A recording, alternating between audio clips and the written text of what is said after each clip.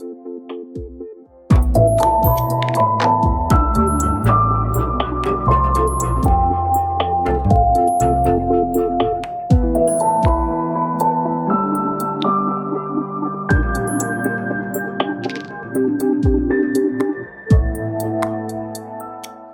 esta entrevista hablamos de cómo crear impacto social en temas relacionados a la salud y a la inmigración. Temas complejos que a algunos diseñadores nos apasionan por su complejidad y porque es una manera de hacer una sociedad más justa. Siempre que una va a un hospital, ya estamos en una situación de vulnerabilidad. Pero si a eso le agregamos que el paciente es un inmigrante, es una doble vulnerabilidad, porque no hablar el mismo idioma que el personal de salud, por ejemplo, hace todo más difícil. Y a veces no es una cuestión de idioma, sino de códigos culturales. Daniela Vollmer es una diseñadora venezolana que trabaja en Estados Unidos con inmigrantes. En esta entrevista nos cuenta sobre lo que estuvo haciendo y cómo lo hizo. Charlamos de un proyecto de participación con niñez, donde ellos y ellas planean el patio de su escuela. También sobre planes a futuros y su visión del diseño para la innovación social. Mi nombre es Mariana Salgado, esto es Diseño y Diáspora.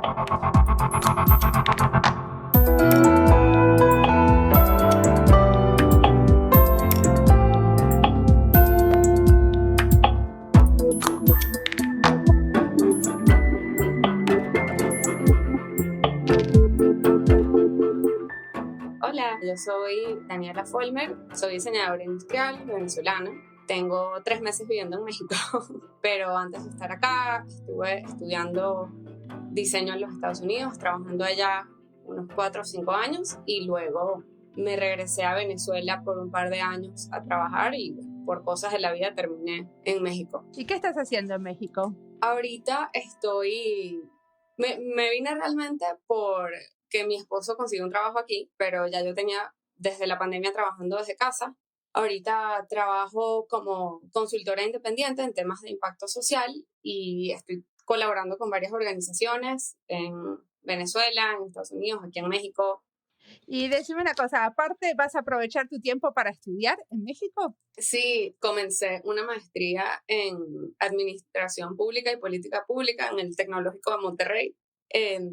Sí. Y decime una cosa, ¿cómo se le ocurre a una diseñadora industrial hacer una maestría en Administración Pública y Política? ¿Cómo fue ese pasaje? Bueno, una historia más o menos larga, pero o sea, yo estudié diseño industrial, pero inclusive desde antes de graduarme siempre mi interés ha estado como en el tema social. Y pues después de graduarme del pregrado me dediqué a trabajar en espacios sociales con distintas organizaciones, fundaciones, organizaciones que estaban básicamente trabajando en ese espacio, ¿no? Y un poco como intentando vincular ese espacio de cómo podemos aplicar diseño e innovación y las herramientas que vienen con esta forma de pensar a problemas complejos de índole social, como puede ser, por ejemplo, para mí, un poco como lo que me emociona o apasiona es poder trabajar en esa intersección entre donde podemos aplicar herramientas de diseño e innovación a problemas complejos sociales. Entonces, por ejemplo, cuando estuve trabajando en los Estados Unidos, trabajé mucho en temas de salud, de educación, de inmigración, inclusive de seguridad alimentaria, todo desde un lente de diseño e innovación. Y he intentado como que aplicar esta misma filosofía en mi trabajo en las distintas organizaciones y espacios donde he tenido la oportunidad de trabajar. Y me contás un caso de los que trabajaste. A mí me interesa especialmente el tema de la inmigración. ¿Será que me contás un caso sobre eso? ¿En qué organización trabajabas en Estados Unidos? Sí, es una organización que se llama Design Impact. Es una consultora non-profit, que es un modelo interesante porque normalmente las consultoras son for-profit, que básicamente se dedicaba justamente a usar este lente de diseño e innovación para abordar diferentes temas sociales. Un proyecto particular. ¿En dónde estaba? ¿En qué parte de Estados Unidos? En Cincinnati, Ohio, como el noreste. Sí. Sí. Bueno, a ver, te puedo contar de inmigración. Fíjate, Ohio es un estado relativamente al norte en donde no está tan normalizado que haya un nivel de inmigración importante, ¿no? Además, la gente tiene como mentalidad mucho más cerrada, son mucho más conservadores, y tú pudieses imaginarte que un lugar como Florida, por ejemplo, ya están acostumbrados a estar rodeados de inmigrantes y es como parte de la cultura, pero pues en donde yo estaba en Cincinnati, este no necesariamente era el caso, ¿no? Y eso por un lado en cuanto a la acogida a los inmigrantes, y por otro lado, sencillamente no estaba la infraestructura en la ciudad como para apoyar a inmigrantes que no hablan inglés, para ofrecerles servicios básicos como salud, como temas de salud, como temas de educación. Entonces, digamos que había unas barreras institucionales importantes a la hora de una familia llegar de Guatemala sin hablar inglés, una mamá con 3 hijos, ¿no? Y como ubicarse y tratar de hacer de un hogar a esta nueva ciudad. Entonces, eso eran como retos que yo me encontré muchísimo a lo largo de mi experiencia con Design Impact. Pero, por ejemplo, en este caso, ¿quién los contrataba a ustedes? Mira, yo hice varios proyectos que tenían que ver con inmigración o que intentaban involucrar a la voz de inmigrantes, ¿no? Porque parte de la filosofía también de la organización era justamente, pues, poder como integrar la voz y la experiencia vivida de las personas más afectadas por los problemas que estábamos tratando de resolver. Entonces, por ejemplo, en estos temas de inmigración trabajamos mucho con el Hospital de Niños de Cincinnati, que es el segundo más grande de los Estados Unidos, o sea, no es poca cosa. Con el sistema de escuelas públicas trabajamos con la Cámara de Comercio de Kentucky, que es el estado que queda al sur de Ohio. Nos contrataron también para hacer como un plan de básicamente cómo hacer más cálido o más como poder darle la bienvenida de la forma apropiada a los inmigrantes cuando llegan a la ciudad, que me pareció fascinante que ellos quisieran trazarse eso como meta estratégica, ¿no? O sea, pero esto era o sea, porque que vos hagas para el hospital no quiere decir que el hospital lo pague, porque muchas veces nosotros buscamos colaboradores en diseño que no necesariamente son los que nos están pagando por un reporte o por lo que quieran hacer. Claro. ¿A quién se le ocurría que los inmigrantes tenían que ser más bienvenidos? Fíjate, en este tipo de objetivos. O sea, en el caso de cómo funcionaba o cómo funciona el Design Impact, realmente sí eran estas instituciones o organizaciones que nos contrataban a nosotros directamente. Ellos a lo mejor tenían otras formas de obtener esos fondos, pero, o sea, nos contrataban para nosotros ofrecerles ese servicio de cómo vamos a involucrar a este grupo de personas, ¿no? Entonces, en ese proyecto en particular, sí fue la Cámara de Comercio que dijo, miren, nosotros queremos contratar a alguien para que nos ayude a pensar cómo hacer que esta ciudad sea más friendly hacia los nuevos inmigrantes, cómo hacer que ellos al llegar sepan cómo navegar la ciudad, dónde pueden obtener recursos, a qué lugares pueden ir para asistencia. O sea, sí fue, digamos, iniciativa de ellos. Me imagino que informados por otras organizaciones, por un poco como el clima político No, bueno, en el y aparte espacio. la realidad es que Sí. se necesitan los inmigrantes como fuerza en la economía, ¿no? Muchísimas veces no es que los inmigrantes llegan porque sí, sino que muchas veces llegan ya con trabajo. Sí, claro. Igual está buenísimo pensar en todos, Sí, ¿no? sí, En los que llegan de diferentes totalmente. maneras. Así es. Un proyecto súper interesante que hicimos, y sí era más enfocado, creo yo, a inmigrantes que llegan un poco como en situación de vulnerabilidad, no necesariamente alguien que viene preparado con un título universitario, con trabajo, con visa, sino más bien inmigrantes que están llegando por necesidad, porque están escapando de situaciones muy, muy complejas en casa, sobre todo en México y Guatemala, Centroamérica, era como más el foco en este lugar. Y este proyecto fue el Hospital de Niños justamente, que nos dice, miren, nosotros sabemos que nuestro hospital y nuestros servicios no están diseñados de una forma que necesariamente sea amigable para inmigrantes que no hablan inglés, para personas que no conocen nuestra cultura, etc.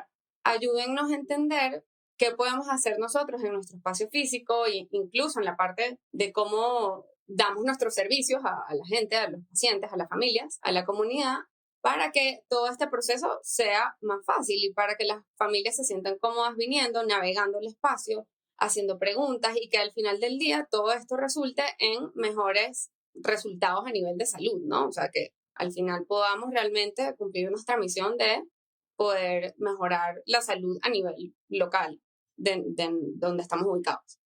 Decime una cosa, pero entonces, ¿qué hicieron ustedes? Sí. Esto es lo que les dice el hospital, este es como el desafío, ¿y ustedes qué hicieron? Bueno, nosotros lo que hicimos en este caso fue hacer una serie de entrevistas y encuentros con tanto familias inmigrantes que estaban ubicadas en la misma comunidad del hospital y que nosotros podíamos asumir que eran potenciales usuarios de ese hospital, sobre todo familias con niños, ¿no? Y también a otros como actores claves, como podían ser proveedores de servicio del hospital, administradores del hospital, o sea, un poco como para entender como el landscape completo de quiénes son los distintos actores que nos pudieran decir más sobre cuál es la experiencia de estos inmigrantes y cómo la podemos mejorar, ¿no? Y que nos dieran luces sobre cuáles son las barreras como más grandes que ellos se encuentran a la hora de ir al hospital para una emergencia o alguna situación. Hicimos una serie de entrevistas, sobre todo pues a estas familias para entender, o sea, siempre con el lente de entender su experiencia de primera mano, conectar con esas barreras con las que se están encontrando, intentar llegar a esas motivaciones o creencias profundas que también pueden estar influenciando la forma en la que ellos están actuando o tomando decisiones, ¿no? O sea, a un nivel incluso muy conectado a las ciencias del comportamiento, ¿no? Es decir, ok, ¿qué está pasando aquí y cómo nosotros podemos ayudar a intervenir para que estos servicios se entreguen de una forma más eficiente y efectiva? Y luego hicimos entrevistas a la contraparte de estas familias, que son los administradores, enfermeros, doctoras, lo que sea.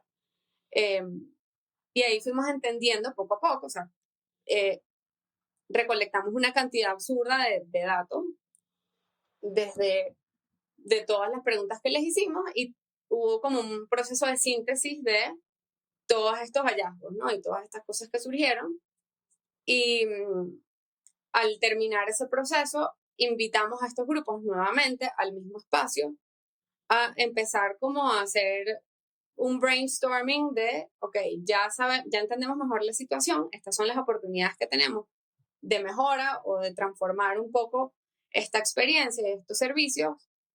Vamos ahora a juntar cabezas. ¿Y a ustedes les presentaron estas oportunidades a los dos grupos juntos o por separado? Es interesante porque siempre depende como del proyecto, pero nosotros en Design Impact siempre buscamos tener esa diversidad, ¿no? O sea, si yo me dedico a hablar nada más con familias y no hablar con los doctores o los proveedores de servicio, me está faltando una parte de la historia.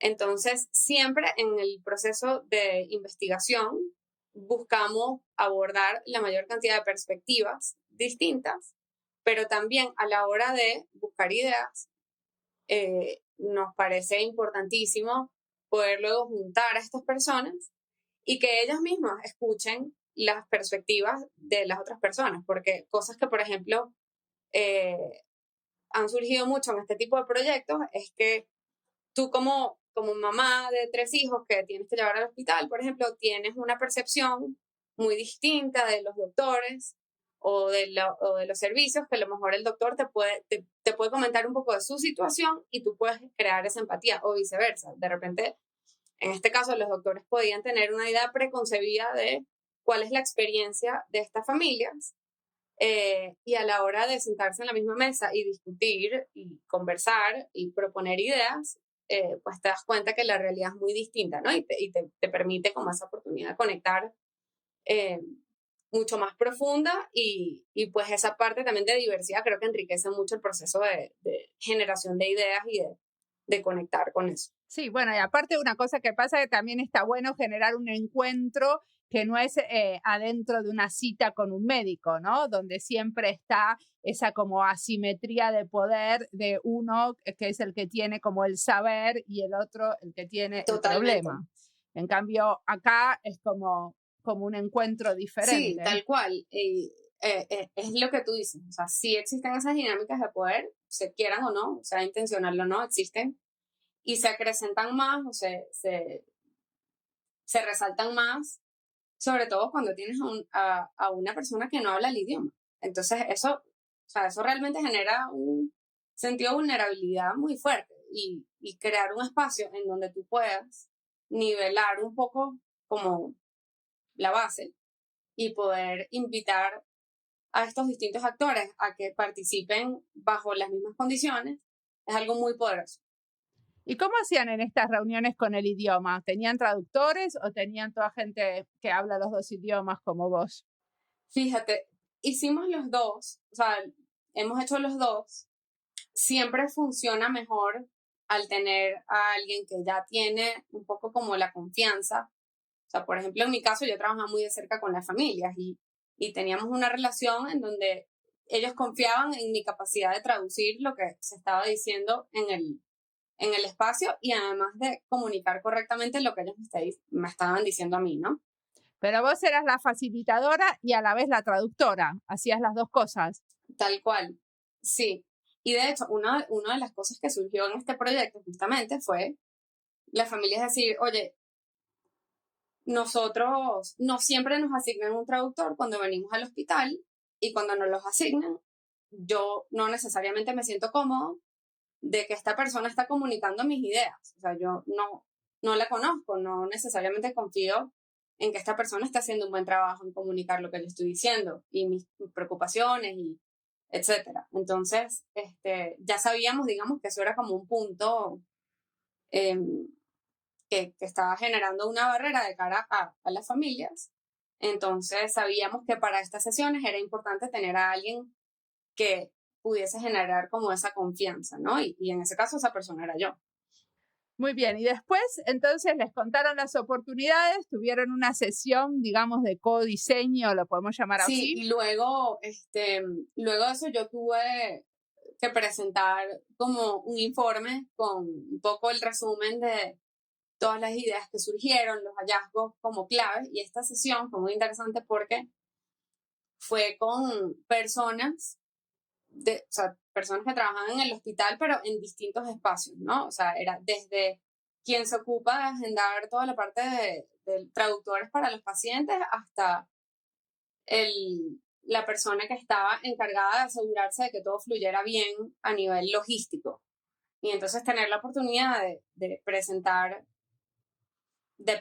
estos hallazgos, o sea, que no es que me los inventé yo, sino que además vienen directamente de las personas como más afectadas por esto, fue muy poderoso porque tenía, digamos, a todos los decision makers en el mismo lugar. Y nada, les planteé lo que habíamos aprendido, lo que habíamos escuchado, y un poco el compromiso fue ok, ahora el hospital tiene que organizarse internamente para decidir cuáles de todas estas ideas van a ir implementando poco a poco y cómo vamos a ir midiendo si estas ideas están haciendo efecto, ¿no? O sea, la idea era como hacer pequeños prototipos de estas ideas y ver qué funcionaba, qué daba mejores resultados y hacer eso como de la mano también con las familias, ¿no? Para seguir obteniendo ese feedback o retroalimentación constante para asegurarnos de lo que estamos haciendo está funcionando.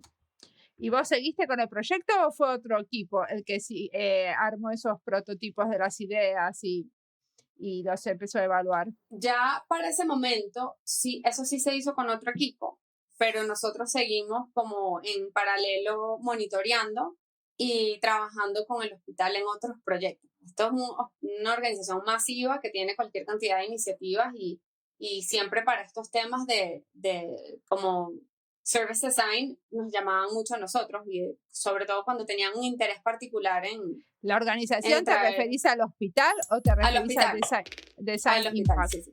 Al hospital, sí. Sí. O sea que eso lo siguió otro equipo que hizo esos prototipos y lo siguió evaluando con las familias. Buenísimo, ese caso está divino.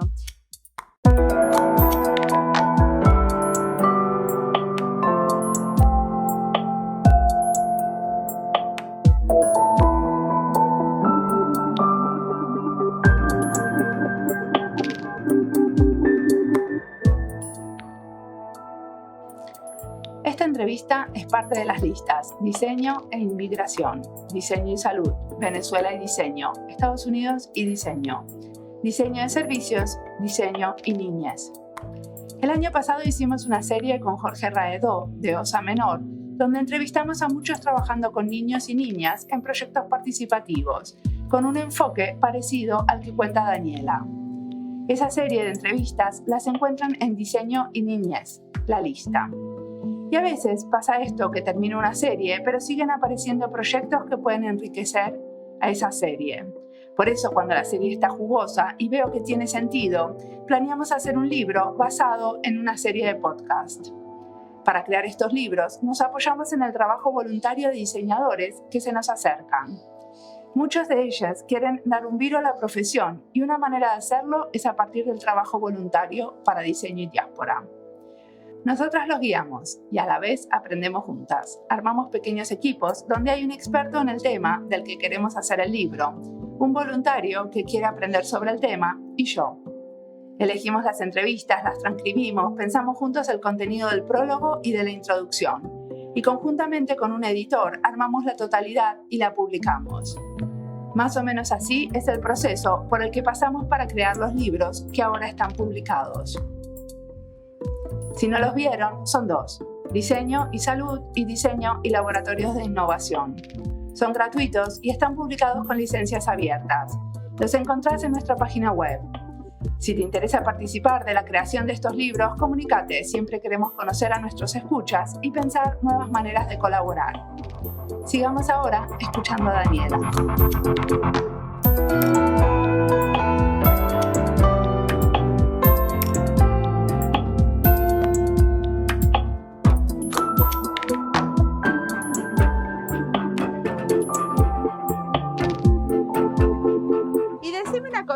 Aparte de eso, ¿tenés algún contacto con Venezuela? ¿Seguís haciendo trabajos para Venezuela? Sí, creo que te comentaba más temprano que estuve en los últimos 2 años trabajando allá.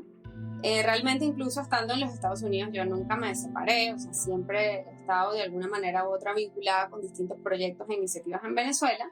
Pero bueno, estando allá físicamente tuve la oportunidad de hacer algunos proyectos interesantes, involucrarme en algunas cosas. Y ahorita estando en México, ese sigue siendo el plan, ¿no? Sobre todo ahora que el trabajo remoto está tan normalizado y es tan fácil que bueno, la idea sería como seguir involucrada en el mundo de la innovación social en Venezuela también. ¿Y me contás algún proyecto que hayas hecho allá que sea especialmente relevante para vos? ¿A dónde hayas puesto el corazón? Sí, te puedo comentar de una organización maravillosa que se llama Trazando Espacios Públicos. Esta organización se dedica básicamente a transformar espacios públicos, como dice su nombre, pero a través del diseño participativo con niños. Entonces, buenísimo porque esta organización trabaja en comunidades vulnerables para involucrar a niños en su proceso y son estos mismos niños quienes deciden qué lugar en su comunidad ellos quieren transformar.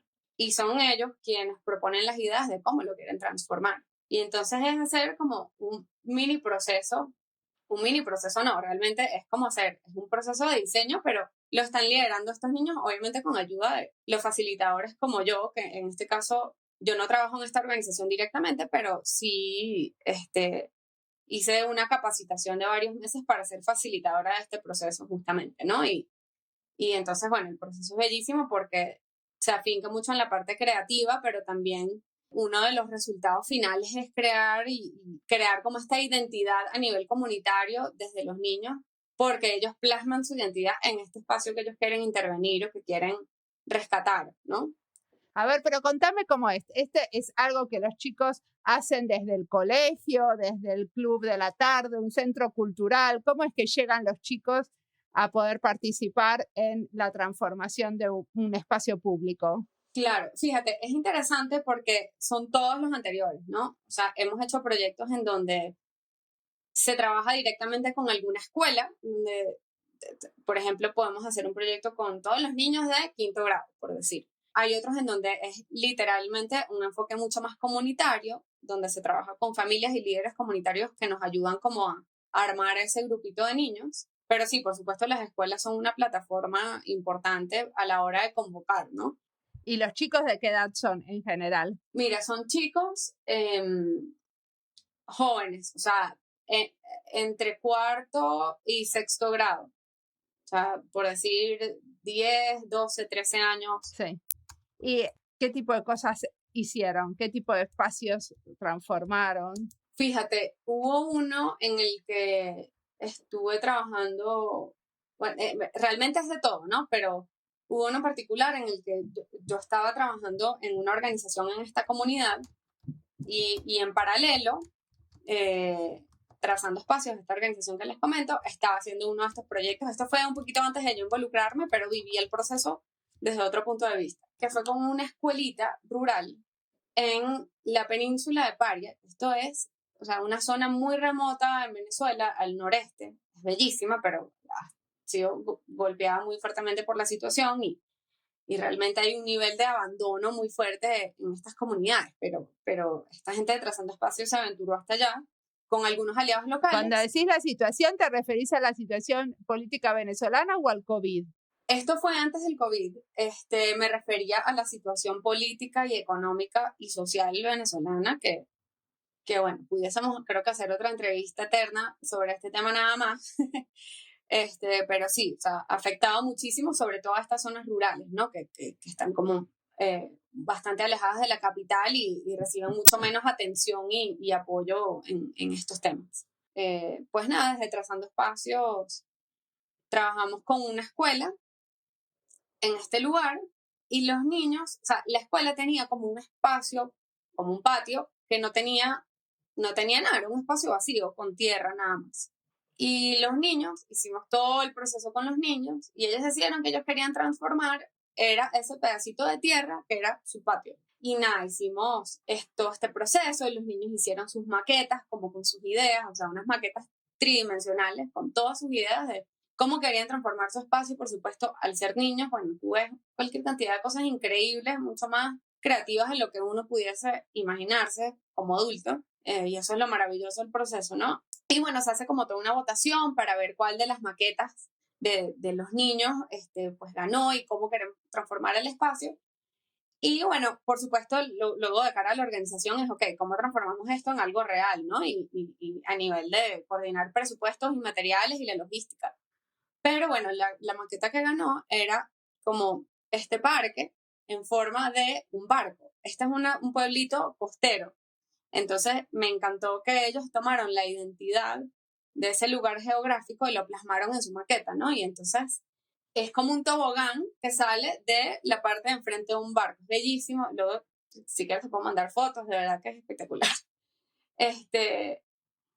Y nada, pues literalmente tomamos esta maqueta y obviamente en el plazo de un par de semanas se hizo la construcción de este parque y los niños ayudaron a pintar, hicieron un mural como con un patrón de fondo y bueno, quedó bellísimo y ese es el parque de los niños de esta escuela.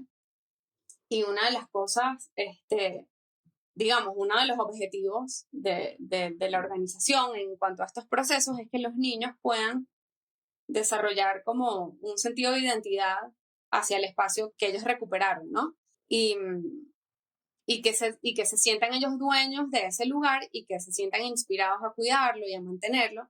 Y entonces, unos meses después de que ya estaba la instalación lista, nos comentan las maestras que los mismos niños los mismos niños de la escuela, sin ninguna instrucción de nadie, ellos hacían fila para usar los columpios y el tobogán, porque ellos sabían que si 200 niños se montaban a la misma vez, se iba a dañar. Entonces decían, bueno, yo voy a cuidar mi parque, que lo hice yo, entonces vamos a hacer fila y vamos a tomar turnos para no dañar el parque. O sea, y ese tipo de anécdotas hace que te das cuenta que, bueno, que sí, pues que tu objetivo inicial con este proyecto realmente se cumple, ¿no? O sea, me dio mucha curiosidad que en un momento dijiste que hiciste como un entrenamiento para poder facilitar este proceso. ¿En qué consistía ese entrenamiento que hiciste con Trazando Espacios?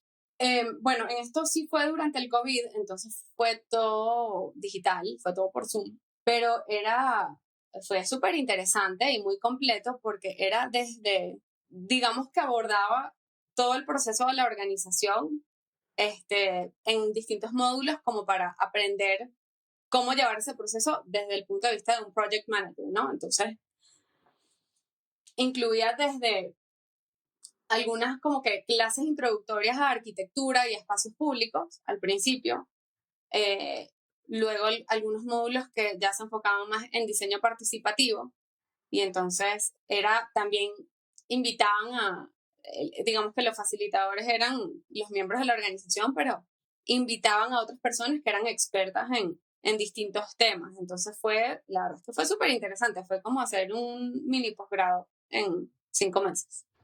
¿Pero era de muchas horas? Creo que era 2 veces por semana, 2 horas, quizás. Okay. Ahora no me acuerdo realmente. No, está bien, no importa. Yo para entender un poquito cómo es una capacitación así. Y decime, en este momento, ¿qué cosas te inspiran? ¿Qué libros o podcasts o querés recomendar que estés mirando, escuchando, leyendo?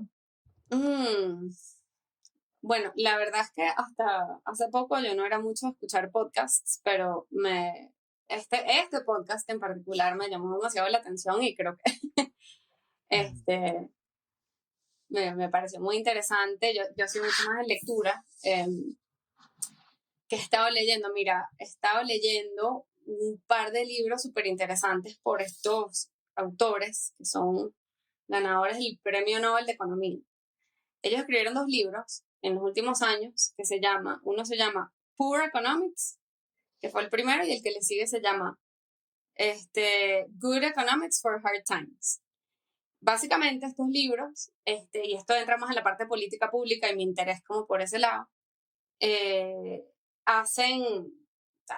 narran un poco sobre distintos casos de estudio en todas partes del mundo de temas económicos y de distintas intervenciones que se han hecho a nivel de política y a nivel de experimentos para mejorar o resolver o dar, bueno, no solución, eso suena muy definitivo, pero dar como respuesta a distintas situaciones. Entonces, todo como un lente, como a través de un lente para abordar el tema de la pobreza, ¿no? Eso es súper interesante porque son 2 investigadores que lo escribieron, que dan clases en las mejores universidades del mundo y tienen una cantidad de experiencia y han participado en estos proyectos en todo el mundo, ¿no? Y me pareció súper interesante porque sí le da como una perspectiva un poco más global a esta parte de diseño política pública.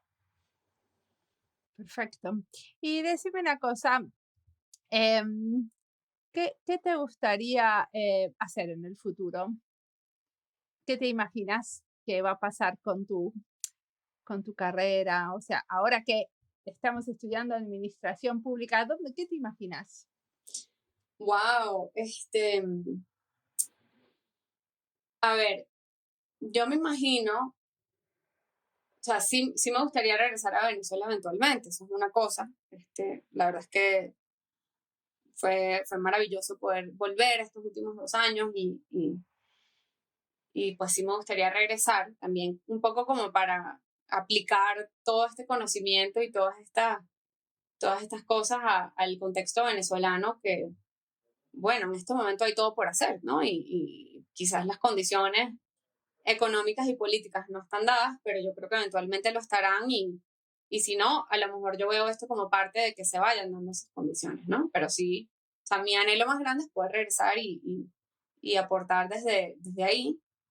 Y pues sí, o sea, eso por un lado, que me imagino, o sea, me imagino continuando un poco en esta misma línea de trabajo, ¿no? Y la verdad es que desde que comencé me he enamorado muchísimo y siento que hay demasiado potencial en seguir desarrollando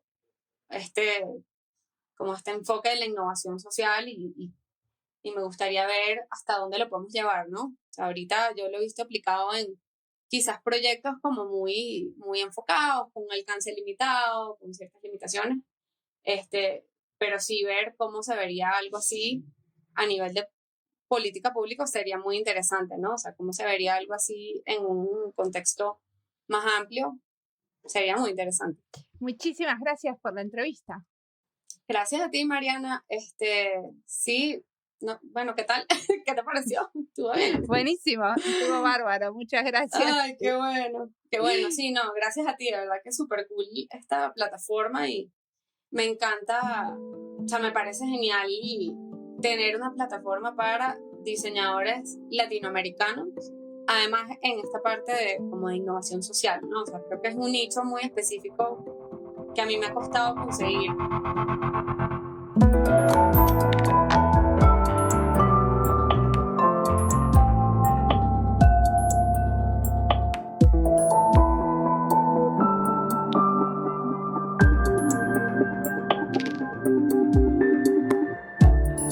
Muchas de las que entrevisto tienen proyectos de las más interesantes y una de las cosas que traen es la pregunta de cómo continuar, cómo seguir en proyectos de impacto social, cómo no dejarse tentar por otros proyectos que quizás paguen mejor y propongan una estabilidad económica. Y cada una con el tiempo va creando su respuesta, a través de ir prototipando ideas y pensando combinaciones.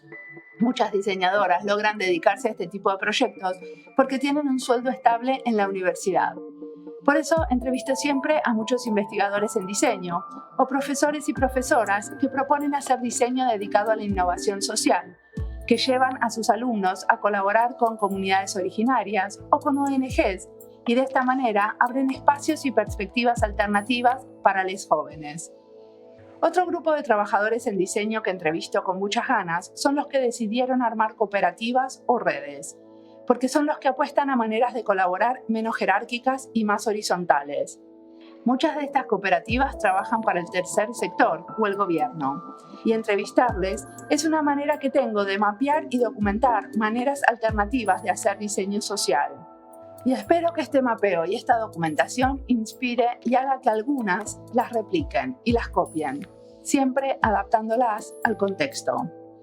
Diseño y Diáspora es un archivo de audio sobre diseño, en este momento, que pone hincapié en apoyar a la comunidad de trabajadores en diseño con ganas de hacer un trabajo responsable, de calidad, activista e idealista.